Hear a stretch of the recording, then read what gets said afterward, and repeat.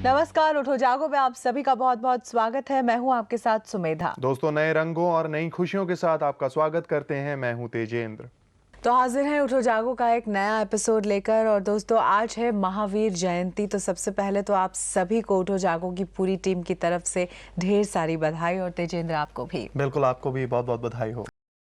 वो दिन है जब हम महावीर जैन द्वारा सिखाए गए जो टीचिंग्स हैं, संदेश हैं, उन्हें अपनी ज़िंदगी में शामिल कर सकते हैं। अगर एक नई शुरुआत कर सकते हैं, अगर नहीं की है, चाहे वो अहिंसा हो, चाहे उन्होंने तो एक बहुत अच्छी बात कही कि किसी भी जीव की हत्या हमें नहीं करनी चाहिए। अगर हम किसी को दुख देकर खुशी हासिल करेंगे तो शायद कभी खुशी हासिल नहीं होगी। बिल्कुल सुमिता, वैसे तो हम अपनी ज़िंदगी की भाग दौड़ में लगे रहते हैं, भागते रहते हैं, मगर ये कुछ ख़ास दिन इस तरह के होते हैं जब हम इन बड़े बड़े गुरुओं की जो टीचिंग्स हैं, इनकी जो शिक्षाएं हैं, उनको ज़िंदगी में शामिल कर सकते हैं।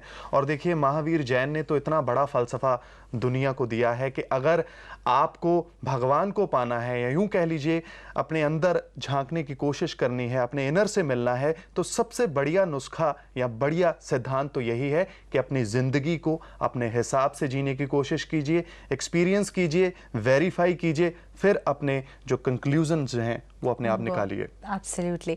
तो इसी के साथ अब आज हम उनको नमन करते हैं और कार्यक्रम की है। वक्त है आपको मिलवाने का आज के मेहमान से, जो हमारे साथ इस वक्त स्टूडियो में मौजूद हैं। वो एक जाने माने साहित्यकार हैं, उत्तराखंड से उनका ताल्लुक है, और साथ ही देवभूमि का जो एक बहुत ही सुंदर चित्रण उन्होंने अपने किताबों में प्रस्तुत किया है, वो बस अब से कुछ ही देर में आपके सामने होगा। उन्होंने कई विधाओं में लिखा है, साहित्य की कई विधाओं में, और हमारी खुशनसीबी है कि वो हमारे साथ स्टूडियो में इस वक्त मौजूद हैं। आइए मिलकर स्वागत करते हैं जाने माने साहित्यकार श्री पूरन कांडवाल जी का। नमस्कार, बहुत बहुत स्वागत है आपका। जी नमस्कार, बहुत बहुत स्वागत है आपका। कैसे हैं आप?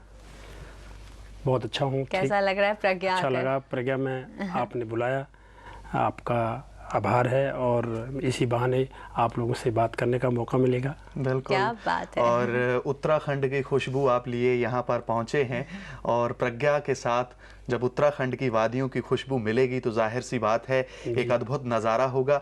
आपकी ज़िंदगी का एक बहुत लंबा अनुभव है, आपने सभी विधाओं में लिखा है, और इन विधाओं के माध्यम से बहुत सारे जो इश्यूज़ हैं उनको पूरी दुनिया के सामने लाने की कोशिश की है। उसके बारे में हम बात करेंगे, आपकी ज़िंदगी के सफ़र से हम कुछ सीखने की कोशिश करेंगे, मगर उससे पहले एक छोटा सा ब्रेक हमें लेना है। आप देखते रहिए उठो जागो। स्वागत है ब्रेक के बाद। पूरन चंद कांडवाल आज हमारे साथ हैं, जो कि एक जाने माने साहित्यकार हैं। पूरन जी, हमें पता चला है कि आपके 592 लेख अलग अलग पत्र पत्रिकाओं में छप चुके हैं, 18 से ज़्यादा आप किताबें लिख चुके हैं। तो अपने करियर के इस पड़ाव तक पहुंचने के लिए जो सफ़र आपने इतना लंबा तय किया है, वो कैसा रहा है अभी तक का अनुभव, और शुरुआत पहले तो बताएं कहाँ से हुई? सुमिता जी, अभी एक पारस वाली बात करी थी जी, बड़ा अच्छा लगा पांडे साहब की वो बात। जी जी, बिल्कुल। एक लोहा पूजा में राखत, एक घर बधिक परो, और यह दुविधा पारस नहीं मानत, कंचन करत खरो। बहुत खूब। ये जो विचार हैं, जो हमारा जो मेरा जो लेखन है, लेखन के विचार से भी हम यही मानते हैं, ठीक है हम पारस पत्थर नहीं बन सकते, लेकिन हमारा एक प्रयास अगर होगा तो विचार अगर बदलते चले जाएंगे, जैसे पांडे साहब की बात थी, फिर वो सार्थक हो जाएगी। जी।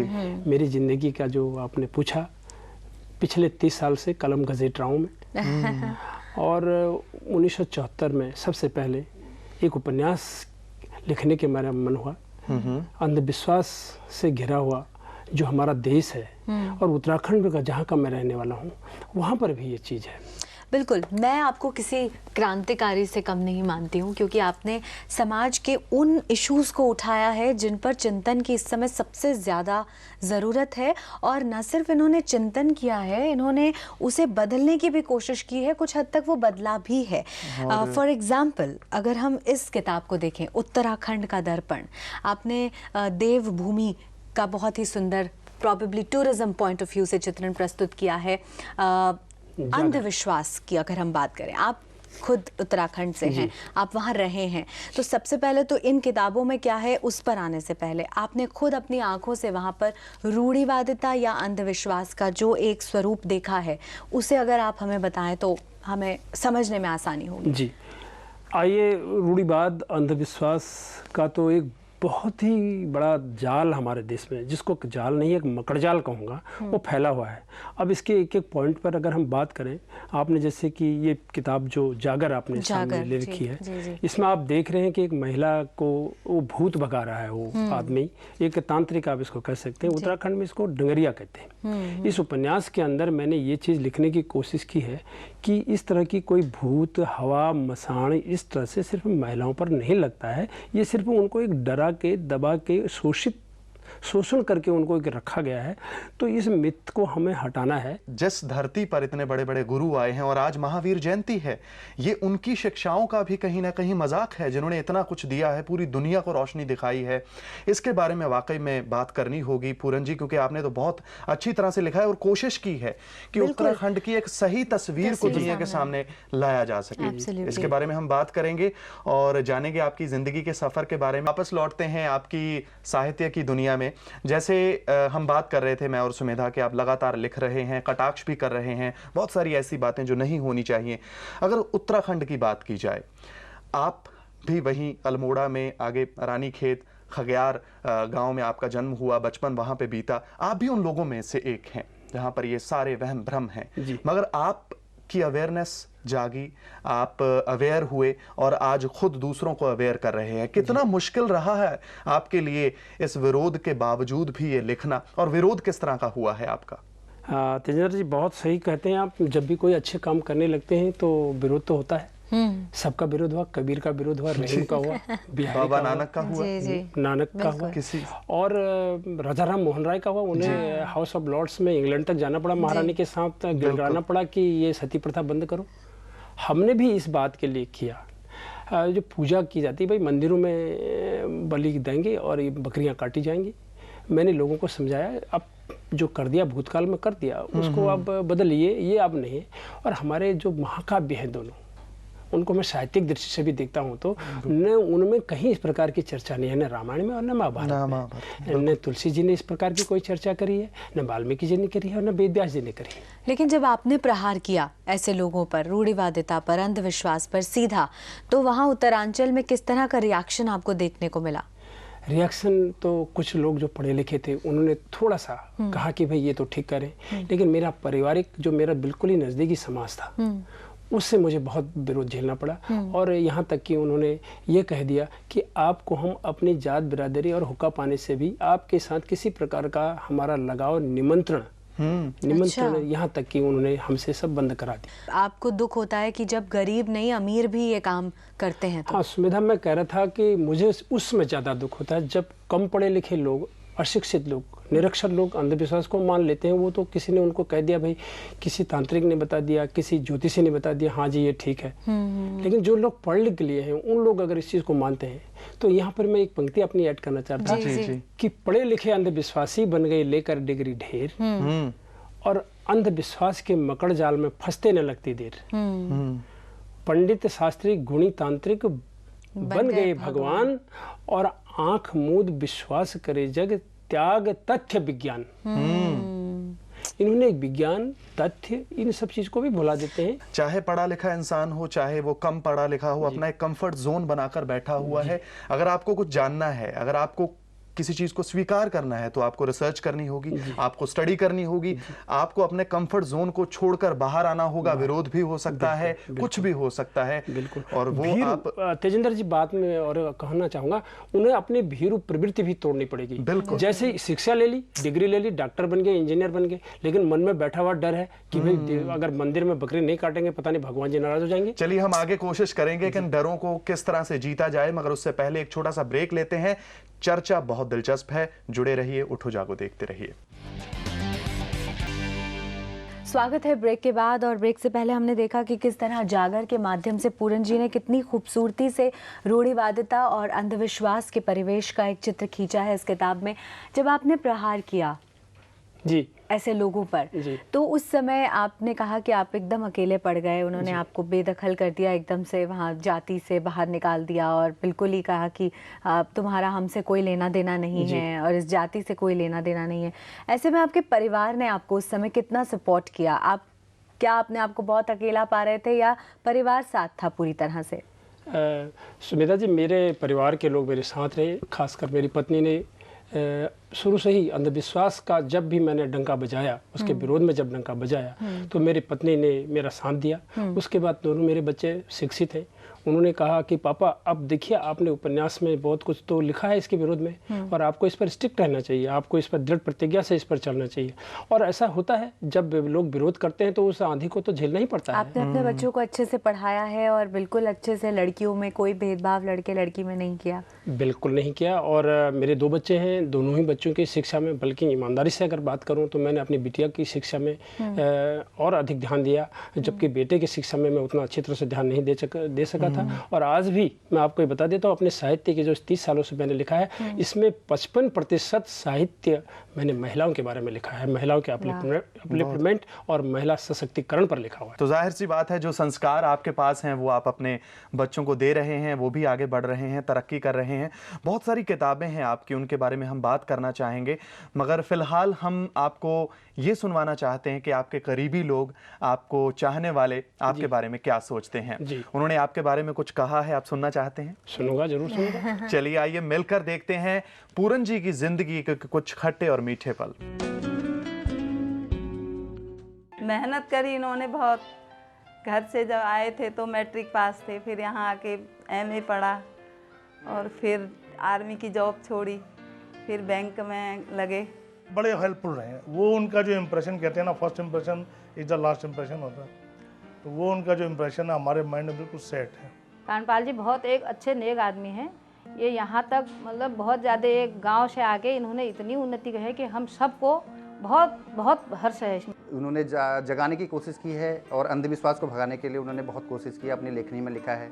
बिजी रहते हैं वो, एक तो रिटायर हो गए, घर में बिजी रहते हैं, इधर उधर कहीं जाते नहीं, अपने काम पे लगे रहते हैं, तो अच्छा लगता है। मस्ती मजाक तो इनका बिल्कुल कहते हैं, बिल्कुल रोम रोम में समाया हुआ है। जनरली कभी मैंने कानपाल जी को बहुत ज़्यादा सीरियस या बहुत ज़्यादा कभी गुस्से में तो आज तक मैंने सुना नहीं। उन्होंने इतनी मेहनत की है, इतनी मेहनत की है कि आप कुछ उनके बारे में कुछ कह नहीं सकते हैं, और जितना कहें वो कम है। उत्तराखंड के बारे में उन्होंने कुमाऊं में लिखा है, उत्तराखंड दर्पण में उन्होंने लिखा है। कुमाऊं, हमारे कुमाऊं वालों को जगाने के लिए जो वहाँ पर जागर होती है, उस अंधविश्वास को भगाने की कोशिश की है।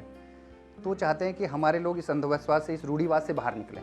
एक बात हमें आपसे कहनी है जो आज तक आपसे कह नहीं पाए, कि थोड़ा टाइम आप अपनी श्रीमती को भी दीजिए। तो भी वो नाराज़गी को भी अपनी इस तरीके से व्यक्त करते हैं कि आपके पास मन ही मन हंसने के अलावा और कोई ऑप्शन होगा नहीं, कि मतलब इतनी तीखी बात भी अगर उन्होंने किसी को वो है तो कितने अच्छे अंदाज से कह रहे हैं। ये उनकी क्वालिटी है। हमें 16 साल में दुख भी आए, सुख भी आए, उन्होंने हमारा दुख में ऐसा साथ दिया जो हम कभी नहीं भूल सकते। वो हमारे हस्बैंड की डेथ, हमारे फादर इन लॉ की डेथ, हमारी मदर इन लॉ की डेथ, जो कि इन्होंने हस्बैंड वाइफ ने पूरी रात हमारे साथ बैठ के गुजारी। कानपाल जी, हमें आपके ये कामों पर, ये इतने बड़े यहाँ तक पहुँचने पर बहुत ज़्यादा गर्व है। हम सोचते हैं कि आप इससे भी अधिक मेहनत करके कुछ आगे और बढ़ें और ज़रा सा अच्छी बातें हमें और सिखाएं, हम भी, ताकि आपके इन कार्यों में शामिल हो सकें। कानपाल जी की वजह से हमारा घर बहुत अच्छी तरक्की में है, बच्चे हमारे अच्छे पढ़ लिख के अच्छी जगहों में हैं, और हमको बहुत अच्छा लगता है कि इन्होंने बहुत अच्छा काम करके हमको यहाँ तक पहुँचाया है। कानपाल साहब, आपको भगवान हमेशा ऐसा बनाए रखे, आपको हमेशा तंदुरुस्ती रहे कि आप अच्छे से अच्छा काम करो, इससे भी बढ़िया। वाह, सबकी बेस्ट विशेस और सबका प्यार आपके साथ है। कैसा लगा सब कुछ सुनने के बाद? अच्छा लगा उन्होंने कहा है, लेकिन थोड़ा सा मन में ये भी बात आई कि इतना अच्छा भी नहीं हो, बहुत कुछ ज़्यादा बोला है उन्होंने। That's your modesty. लेकिन आई एम श्योर आज वो लोग आपकी तारीफ कर रहे हैं तो उन्होंने कुछ फील किया है। आपका सपोर्ट एक तरह से बहुत इम्पोर्टेंट है उनके लिए।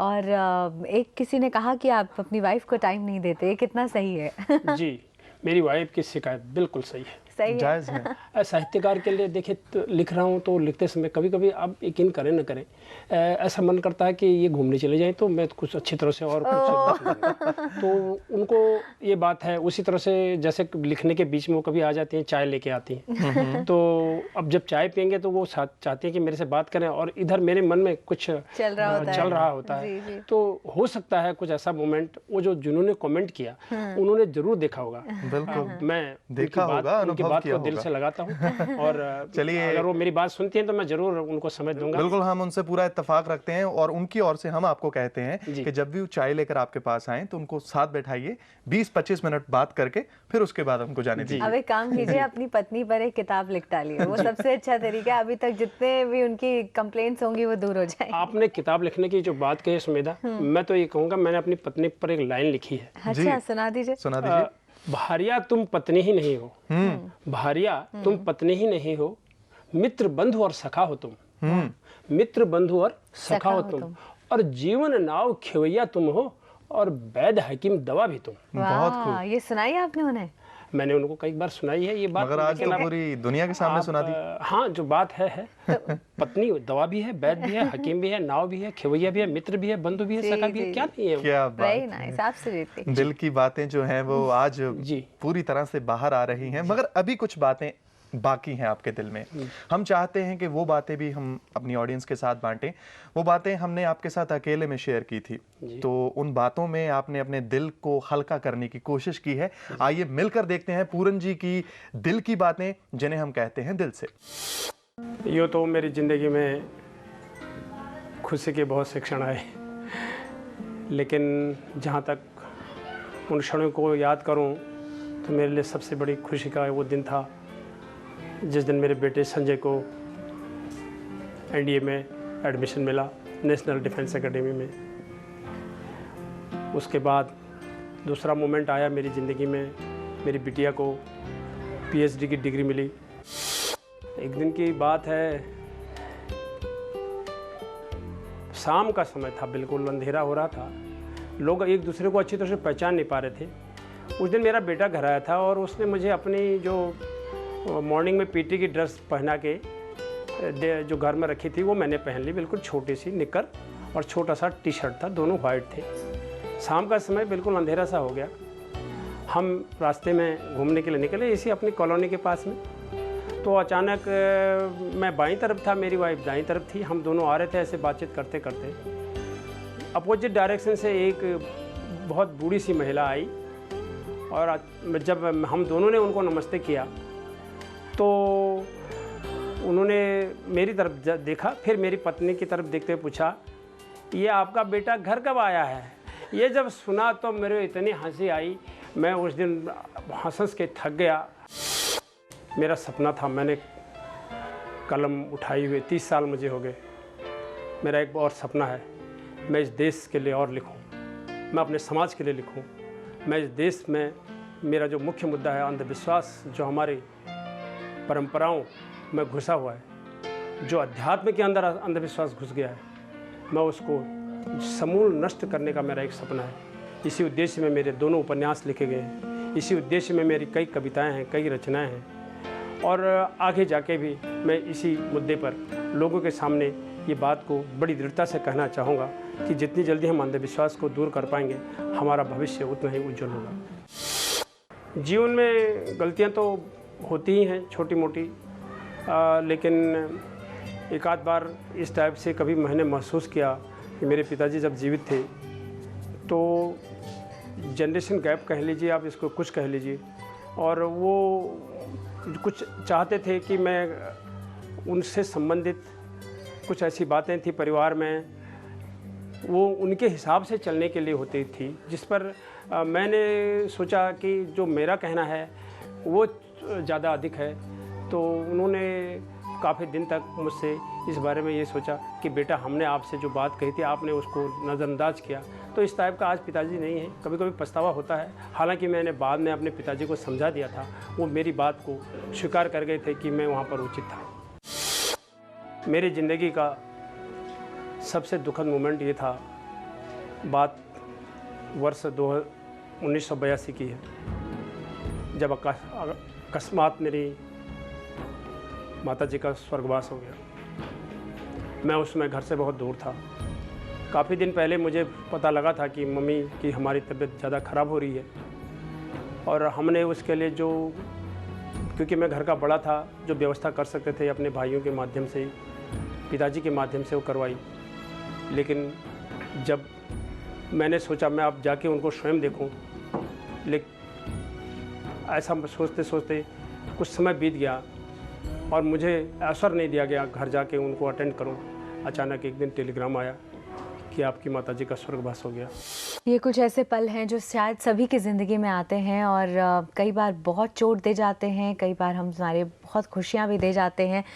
कितने अटैच थे आप अपनी मदर से एक्चुअली? बहुत थे। मदर ने हमारे लिए, गांव में तब स्कूल नहीं होते थे। मैं बहुत छोटा था, बीमार रहती थी, खिचड़ी पका के हमें स्कूल भेजती थी और तब तो स्कूल जाते ही नहीं थे और काफ़ी दूरी पर हमारा स्कूल था जी। फिर उसके बाद जाना, मैंने इस पर एक कहानी भी लिखी है अपनी पोखर के मोती में। वो कहानी बिल्कुल यही है। अच्छा। कि दूध का गिलास, उस दूध के गिलास में एक बार मेरी, हम को उत्तराखंड भाषा में कुमाऊन में ईजा कहते हैं। अच्छा। ईजा ने गिलास में दूध रखा तो दूध गर्म था। मैं बड़ा पंचुअल था बचपन से ही। स्कूल की प्रार्थना में यदि मुझे कोई बाहर खड़ा कर दे मेरे लिए बहुत असहनीय था। मैंने दूध का गिलास छोड़ दिया। उस दिन मेरी ईजा सारे दिन, मेरी माँ सारे दिन परेशान रही कि आज बिना दूध पिए वो चला गया, क्योंकि मुझे भाग के और दूध पीने में समय लगता। मैंने सोचा दूध छोड़ देना बेहतर है, मैं प्रार्थना में जरूर स्कूल में पहले पहुंचूंगा। इस तरह की बहुत सी बातें ईजा की है मेरे मन में और उनके ही पुरुषार्थ और उनकी मेहनत के। क्या बात है सुमिता, एक तरफ तो माँ की चिंता है और दूसरी ओर बेटे की निष्ठा है। प्रेयर में जाना है, जल्दी जाना है और माँ को चिंता है कि बेटे ने दूध नहीं पिया। माँ की कोई एक बात जो बचपन से उन्होंने आपको सिखाई हो, याद आ रही हो, आप हमारे साथ शेयर करेंगे? जी जरूर करूँगा। उन्होंने कहा था अगर सामने वाला कभी गलत आपके पास आ जाए जी, गलत, तो उसको पहले प्रयास करो, उस थोड़ा सा समझे, वो डरे, लेकिन मुसीबत को ज़्यादा उलझन वाली मत बनाओ। अंततः अगर वो नहीं मानता हो आप मानिए। ये मैं आज भी देखता हूँ और ये हमारे शास्त्रों में भी है। मेरी मदर उतनी पढ़ी लिखी हुई नहीं थी तो मैं आज भी मानता हूँ कि दुर्जनम प्रथमम वंदे सज्जनम तदनंतरम। दुर्जन आदमी को पहले नमस्कार करिए, सज्जन को बाद में। कैसे, उसकी एग्जाम्पल दिया है उन्होंने कि दुर्जनम प्रथमम वंदे सज्जनम तदनंतरम गुदा मुख प्रक्षालनात् पूर्वं गुदा प्रक्षालनम यथा। तो इसका अर्थ यही है कि हम प्रातःकाल में जब हम उठते हैं तो हम पहले मुख धोने से पहले शरीर के अन्य अंगों को धोते हैं, फिर हम मुंह को धोते हैं। मुंह की उन्होंने जो उपमा दी गई है वो सज्जनों के साथ दी गई है। तो इसी प्रकार के कोई शुभ कार्य भी हमारा आज चल रहा होता है तो दुर्जन आदमी को शांत रखने के लिए पहले नमस्ते कह दो, फिर वो शांत हो जाए। बिल्कुल। और साथ ही आज तो आपका इतना बड़ा बेटा हो गया फिर भी लोग आपको बेटा कहते हैं। क्या वो घटना तो बड़ी मजेदार लगी हमें कि आप जा रहे हैं अपनी पत्नी के साथ और किसी ने आपको कह दिया आपका बेटा वापस कब आएगा? आपकी पत्नी को कह दिया? मेरी पत्नी को मैं कभी कभी मजाक में कह देता हूँ कि जब हमारी शादी उन्होंने की है तो शायद आप उस दिन से ही 5 साल मेरे से बड़ी होंगी। तो उनको ये बात बुरी लग अच्छी लगेगी तो पर मैं तो मजाक के तौर पर कहता हूँ और यही बात होती है। वास्तव में उन्होंने जो देखा वो तो वास्तव में समझ बैठी थी कि ये इनका बेटा वो मिली आंटी तो फिर से या नहीं? नहीं दोबारा। तो आगे से आप पीटी ड्रेस पहनकर अपनी वाइफ के साथ मत जाना। खैर ये मस्ती भरी बातें भी होती रहेंगी, ज्ञान की बातें भी यूं ही होती रहेंगी, मगर उससे पहले एक छोटा सा ब्रेक लेते हैं। देखते रहिए उठो जागो। स्वागत है ब्रेक के बाद। देख रहे हैं आप उठो जागो और बहुत ही प्यारी प्यारी बातें की हमने आपकी पर्सनल लाइफ से जुड़ी। अब एक बार फिर साहित्य की दुनिया में लौटते हैं। बचपन की बुनियाद, ये एक और बहुत ही आपकी ख़ास किताब है। हम हमेशा कहते हैं कि आज की जनरेशन सही होगी तो हमारा फ्यूचर सही होगा। बिल्कुल सही। तो इस किताब के बारे में बताइए। और हिंदी अकादमी की तरफ से आपको इसके लिए पुरस्कार भी दिया गया है। तो क्या बच्चों के बारे में क्या लिखा है इसमें आपने? बचपन की बुनियाद को अभी जनवरी के महीने में हिंदी अकादमी दिल्ली सरकार की तरफ से बाल एवं किशोर साहित्य सम्मान 2009 के लिए घोषित किया गया है। जी। इस किताब में मैंने यही बात लिखी है, अगर संक्षिप्त में मैं कहूँ कि हम अगर घर से अनुशासन बना दें तो हमारी भावी पीढ़ी बहुत ही सुंदर बनेगी। अगर हमारी भावी पीढ़ी सुंदर नहीं बनेगी, अनुशासन में अगर वो नहीं रहेगी और माँ बाप उस पर ध्यान नहीं दे पाएंगे और स्कूल वाले नहीं दे पाएंगे और स्वयं छात्र नहीं दे पाएगा, एक सम त्रिभुज की तरह इसको हम नहीं कर पाएंगे तो बहुत मुश्किल हो जाएगा। तेजिंदर, आपको नहीं लगता पूरन जी ने वो वाले पॉइंट्स निकाले हैं जो एक्चुअली चिंतन का विषय हैं और बहुत अच्छी अच्छी बातों पर आप लिख रहे हैं, उस पर फोकस कर रहे हैं। आपको एक चीज़ और आप बताएं मुझे कि जैसे ये हमारे फेस्टिवल्स होते हैं, फेस्टिवल्स के दौरान अक्सर आपने देखा होगा कि विसर्जन की एक आजकल प्रथा चली हुई है कि भगवान का मूर्तियों को विसर्जित करना, फूलों को विसर्जित करना। इस पर आपको क्या लगता है, क्या ये सही है? जी सुमेधा, बहुत ही अच्छी बात आपने कही। सुमेधा जी, ऐसा है, परंपराएं समाज बनाता है, पौराणिक काल से हमारी परंपराएं चली आई है। तब आज से 1000 गुना पानी ज़्यादा था, 1000 गुना कम जनता थी। जी। आज पानी 1000 गुना घट गया, जनता 1000 गुना बढ़ गई। हम आज भी विसर्जन करते चले जा रहे हैं। एक प्लानिंग कमीशन के किसी एक सदस्य ने ये कहा है कि अगर आपको गंगा को सही करना है, गंगा की लंबाई 2525 किलोमीटर लंबी है, गोमुख से लेके गंगा सागर तक। नदी के बारे में सब कह रहे हैं, चिंता हो रही, आंदोलन भी हो रहे हैं, सब कुछ लोग सामने आते हैं, लेकिन प्रैक्टिस में जो आता है, अभ्यास में जो आता है, उसको आप लाइए ना सामने सबसे पहले। कैसे होगा? आप विसर्जन की व्यवस्था को बदलिए, आप जल विसर्जन की जगह भू विसर्जन अपनाइए ना। सब चीज आप नदी में डालते चले जा रहे हैं, फूल पत्ती से लेकर के धूप का पैकेट से लेकर के नारियल से लेकर के नैवेद्य से लेकर के लास्ट में खाना भी उसमें डाल देते हैं। इस तरह की और कौन कौन सी कुप्रवृत्तियां हैं जिसकी तरफ आप ध्यान दे रहे हैं एज अ लेखक, एज अ साहित्यकार, और आप इस दिशा में अपना कुछ इनिशिएटिव ले रहे हैं? इनमें मैं बहुत से क्षेत्रों में काम करता हूँ, लेकिन एक है शराब, धूम्रपान और आप। मेरे अपने तरीके हैं लोगों को शराब धूम्रपान के लिए बारे में शिक्षित करने के लिए। और यहाँ पर मैं ज़रा सा चर्चा करूँगा एक गुटखा, खैनी, तंबाकू, जर्दा, जिस नाम से भी आप इसको जानते हैं, उसके लिए पोस्टर बहुत निकले, दूरदर्शन में से भी आता है और कई पहल की जाती हैं। अब बताइए, अखबार कितने लोग पढ़ पाते हैं? गरीब लोग अखबार नहीं पढ़ पाते, किताब वो नहीं पढ़ पाते हैं, न उनको दूरदर्शन देख पाते हैं या किसी टेलीविज़न से वो नहीं देख पाते हैं। मैंने सोचा क्यों ना हम व्यक्ति से अलग एक मिले।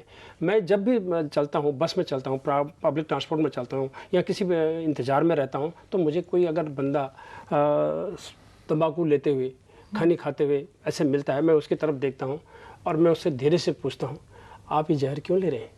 अच्छा। वो आदमी जब, क्योंकि मैं मुस्कान के साथ बात करता हूँ तो वो गुस्सा नहीं करता, और वैसे मैं पहले से तैयार होता हूँ, ये गुस्सा भी करेगा तो मैं उसको सहन करूंगा, क्योंकि मेरा उद्देश्य ये है, इस आदमी को, एक आदमी को तो मैं एक दिन का छुड़ाऊं, और मैं उसे बड़ी प्रसन्नता होती है। वो बंदा कहता है भाई आदत बन गई है, ये है वो है, अपनी बातें वो बताता है, मैं उनको बता देता हूँ जब हम माँ के पेट से आए थे तो हम किसी प्रकार की कोई बुरी आदत लेके नहीं, तो उनको समझते हैं। और समझने के बाद अब बंदा अगला सवाल मेरे करने से पहले मैं उससे कहता हूँ, ये हाथ में काहे को रखा है, इसको फेंक दो ना।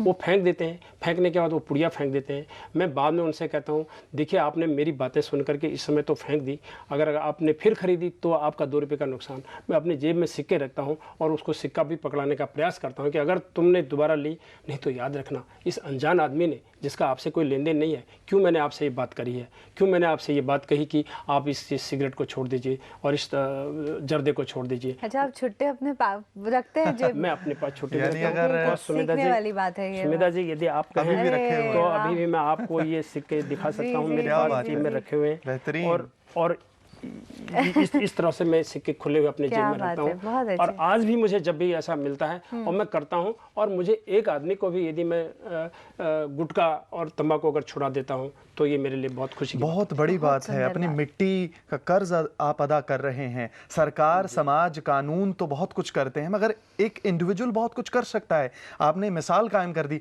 क्या आप आम लोगों को भी यही कहना चाहेंगे, जब वो बस स्टॉप पे खड़े हैं, रेलवे स्टेशन पर खड़े हैं, बाजार में खड़े हैं, वो भी तो ये कर सकते हैं? जी, मैं आम लोगों से कहता हूँ, मुंह में दही जमा के मत बैठिए। क्या बात?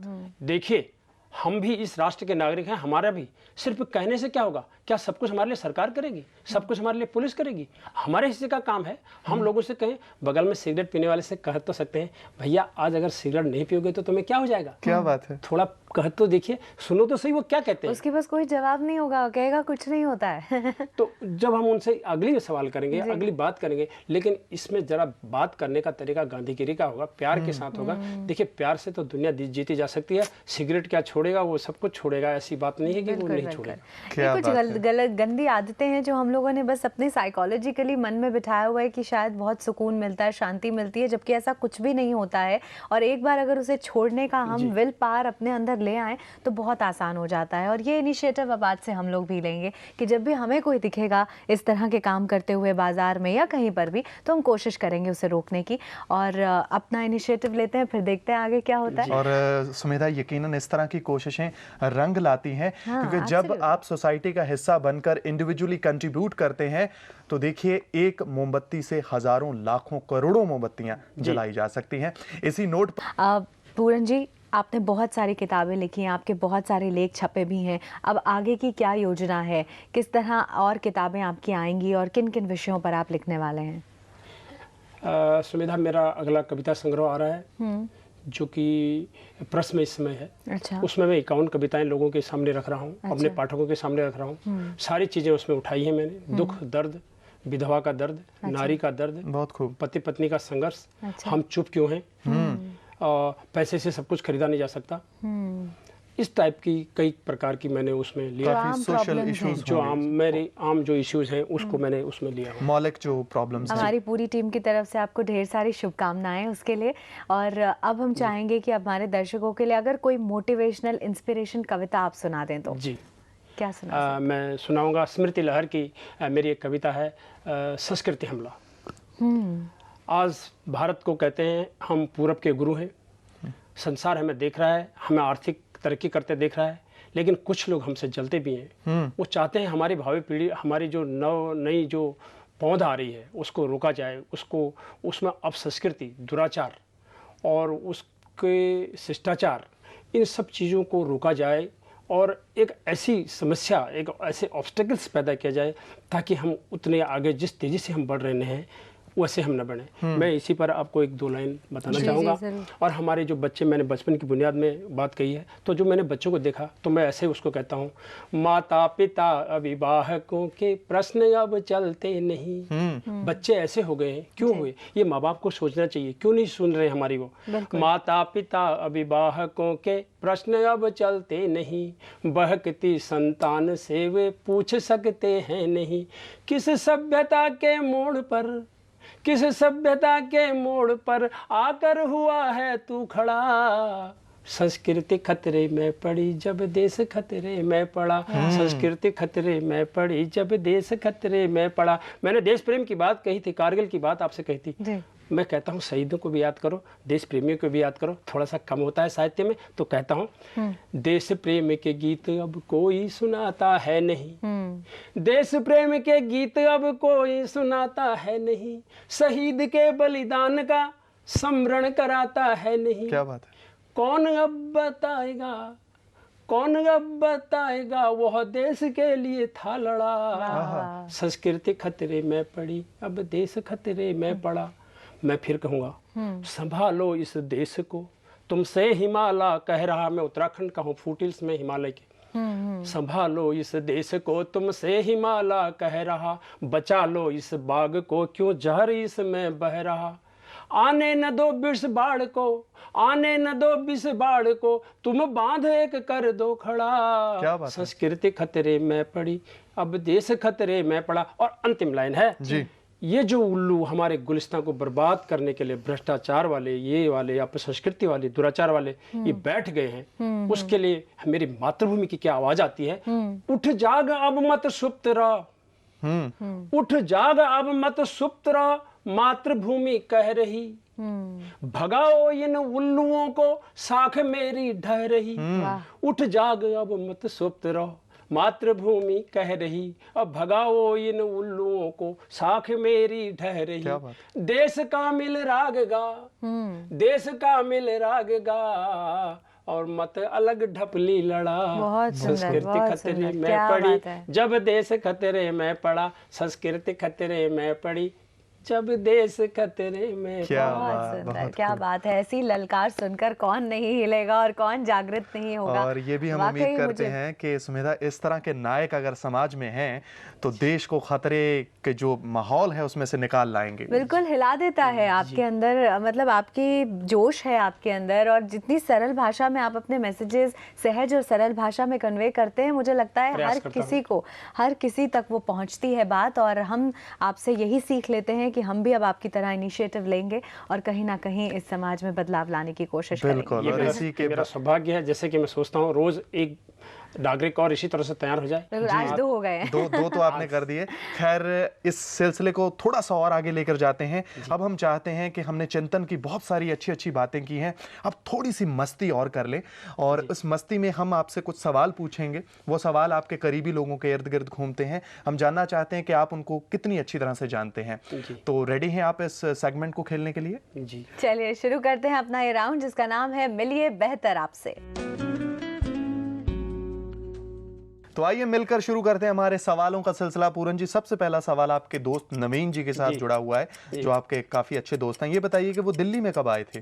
मैं समझता हूँ कितने साल पहले आए थे? लगभग 1996 में आए होंगे, आज से करीबन 15 साल। 14-15 साल जी।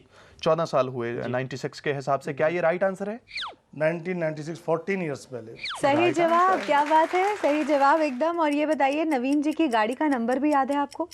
सुविधा गाड़ी का नंबर तो याद नहीं है। सोचिए, तुक्का मारिए। तुक्का मारूं तो 26 जैसा उसमें नंबर मैं देखा है। हाँ। कलर तो व्हाइट है, इंडिका है उनकी गाड़ी। नंबर नंबर नहीं मालूम। नंबर नहीं मालूम। चलिए नवीन जी से पूछते हैं, क्या है नंबर आपका? DL3CU 5268।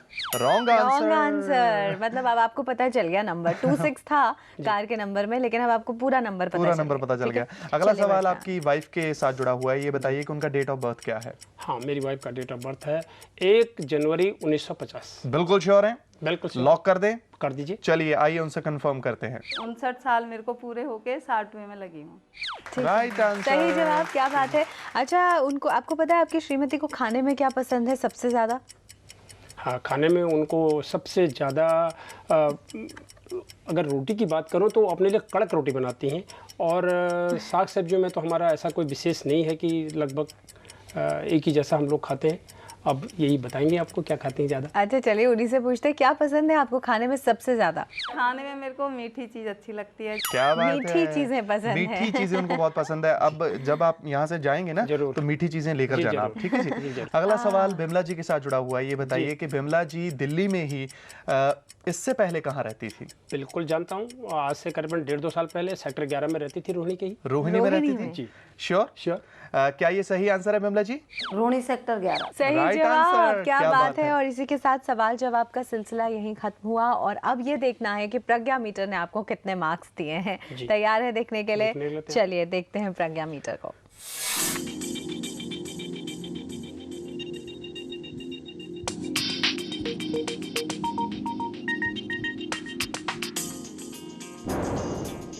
गुड, क्या बात है। गुड मिला आपको, मुबारक हो।